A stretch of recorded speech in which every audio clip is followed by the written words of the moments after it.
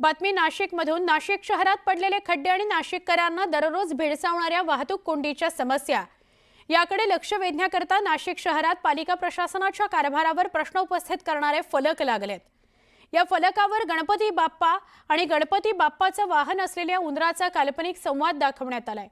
यातून नाशिक शहरातील खड्ड्यांची आणि वाहतूक कोंडीची समस्या अधोरेखित होते। नाशिक शहरात लावलेले होर्डिंग सध्या चांगला चर्चेचा विषय बनलेत। नेमके हे होर्डिंग्स का आणि कुणी लावले या सगळ्या विषयी आपल्याला अधिक माहिती देत आहेत आमचे प्रतिनिधी लक्ष्मण घाटोळ। गणपती बाप्पाच्या आगमनाला अवघे काही दिवस शिल्लक राहिलेले आहे आणि गणपती बाप्पाच्या आगमनापूर्वी नाशिक शहरातील रस्त्यांवर पडलेले सगळे खड्डे बुजवू अशा प्रकारचं आश्वासन नाशिक महानगरपालिकेने दिलेलं होतं।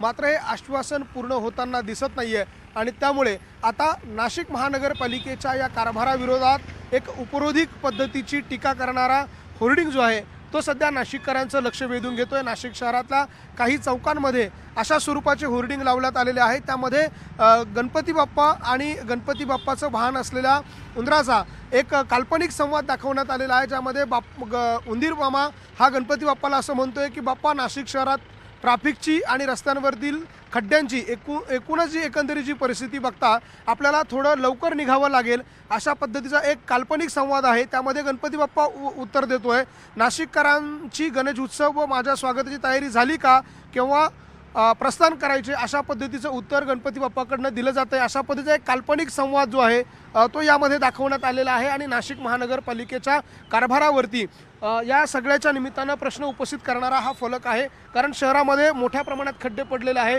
गणपती बाप्पाचं आगमन होतंय मात्र तरी देखील खड्डे बुजवले गेलेले नाही आहे आणि म्हणूनच अशा पद्धतीचा हा होर्डिंग लावण्यात आलेला आहे। ज्यांनी हा होर्डिंग लावला ते आपल्याबरोबर आहे। तुम्ही हा होर्डिंग लावला आहे, नेमकी काय भावना या होर्डिंगच्या मागची आहे आणि नेमकं काय कारण आहे? अवघ्या महाराष्ट्राचा जो उत्सव आहे गणेश उत्सव हा काही दिवसांवर आला आहे। प्रशासनाने सांगण्यात आलं होतं का गणेश उत्सव हा निर्विघ्न पार पडेल, खड्डे बुजवल्या जातील, बऱ्याच गोष्टी सांगितल्या होत्या, पण असं कुठल्याही प्रकारचं झालं नाही। गणेश उत्सवाला राज्य उत्सवाचा दर्जा दिला, त्याचं स्वागतच आहे। पण आता परिस्थिती अशी आहे का जेव्हा सार्वजनिक गणेश उत्सवाचे आपले आगमन जे होतात ते त्यांचे इतके हाल होत आहे। आमचा गणपती आणताना आम्हाला अक्षरशः असे पुढे विटा ठेवून त्यातनं मार्ग करावा लागला। ही हाल फक्त इथलीच नाही तर पूर्ण नाशिक शहरातली आहे। म्हणजे गणपती आणताना सुद्धा त्यांना आपल्याला अक्षरशः गोण्या टाकून तिथे पुढे करावं लागले। आता प्रशासनाला वारंवार त्याबद्दल आम्ही हे केलेलं आहे, निवेदन दिले आहेत, पण त्याची काही दखल घेतल्या जात नाही। मग आता हे गणरायाला साकडे आहे का, रे गणराया तूच सद्बुद्धी दे यांना, काही ते गणेश उत्सवाच्या आधी जर खड्डे बुजवले गेले तर उत्तम। गणपती बाप्पाच्या आगमनाला अजून काही दिवस शिल्लक असले तरी त्या गणपती बाप्पाच्या आगमनापर्यंत तरी नाशिक शहरातल्या या खड्ड्यांच्या आणि वाहतूक कोंडीच्या समस्या सुटतील अशा प्रकारची अपेक्षा नाशिककरांना आहे।